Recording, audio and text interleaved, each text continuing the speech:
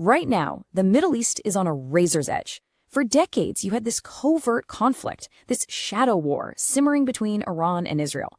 But now, it has just exploded into the open. So let's break down exactly how we got to this incredibly dangerous new chapter. Okay, let's be really clear about this. What you're looking at, that's not some kind of veiled threat. No, this is a direct, it's public, and frankly, it's a chilling statement from a top Iranian military advisor, and it's aimed squarely at Israel's prime minister. This right here, this signals a massive, and I mean dangerous, shift in this entire conflict.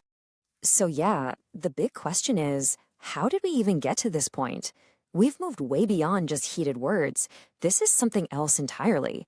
It's a new and much more personal phase of psychological warfare, one where the leaders themselves are being put on direct notice. It's a game changer. You know, the message behind this claim is what's really terrifying.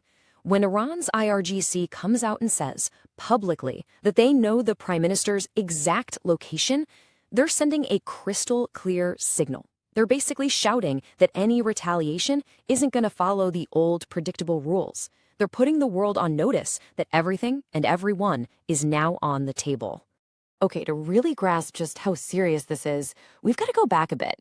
We need to look at the one event that just completely shattered the old rules of the game and pushed this simmering conflict right over the edge.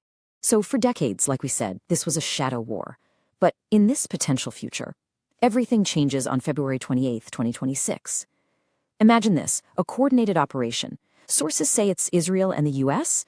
target sites in Tehran. And the result? Iran's supreme leader, Ayatollah Ali Khamenei, is killed. The reaction is immediate and it is furious. Iran's state media, its military, they all vow retaliation right then and there. And that was the moment everything changed. The point of no return.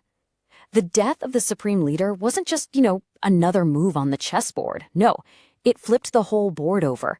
It fundamentally altered the entire game, turning a secret struggle into a full-blown, open regional confrontation.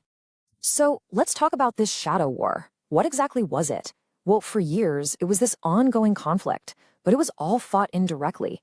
We're talking cyber attacks, sneaky intelligence ops, using allied groups, what we call proxies, all over the region, and, of course, covert sabotage. The absolute key to the whole thing? Plausible deniability. You could always say, it wasn't me. And this right here, this lays out the new reality just perfectly. Look at the shift. We've gone from these indirect attacks through proxies to direct missile and drone strikes, from quiet, covert sabotage to openly, publicly targeting national leaders. And that idea of plausible deniability, gone, replaced by public and almost proud claims of responsibility. The gloves are 100% off. So with the gloves off, this new reality of open confrontation has, and this probably won't surprise you, led to this cascade of really dangerous consequences. The conflict is now spilling over, expanding far beyond just Iran and Israel. And Iran's response was, well, it was swift and it came from all directions. They launched waves of missiles and drones, not just at Israel, but at U.S. military facilities in the area too. The IRGC even claimed they hit the Israeli Prime Minister's office directly. But here's the kicker, and this is crucial. They also started messing with shipping in the Strait of Hormuz. We're talking about a vital artery for global energy. And just like that, they pulled the entire world economy right into the middle of this crisis. And you have to remember, none of this is happening in a vacuum. Both sides are dealing with huge internal pressures. In Iran, you've got this unprecedented leadership vacuum. Factions are scrambling for power, and the IRGC needs to look strong to stay legitimate. Then you look at Israel. Prime Minister Netanyahu is under massive pressure. On one side, his supporters are demanding he take decisive action. On the other, his critics are terrified this is going to spiral into a massive regional war. So yeah, both leaders are juggling these huge domestic challenges at the same time.